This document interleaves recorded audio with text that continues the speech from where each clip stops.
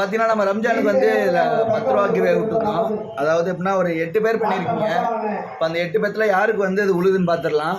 நான் எதிர்பார்த்தேன் ஒரு 20 பேர் 30 பேர் வச்சிருப்பாங்க. கேட்காது சத்தமாக பேசுங்க. 20 பேர் 30 பேர் இருப்பேன்னு நினச்சேன். பட் ஒரு 8 பேர் தான் பண்ணியிருக்கீங்க.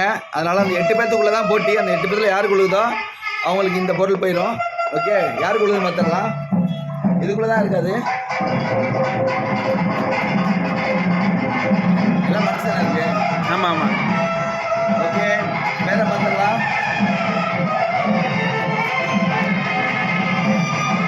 ஷேக் ஃபமீனுக்கு தான் விழுந்திருக்கு.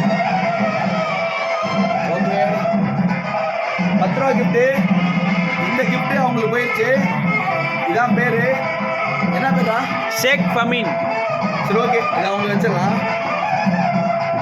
கைஸ் 10 ரூபா கிஃப்ட்டு ஷேக் ஃபமீன்கிறவங்களுக்கு விழுந்திருக்கு. ஸோ அவங்க வந்து கலெக்ட் பண்ணிக்கோங்க. வாங்கிக்கோங்க.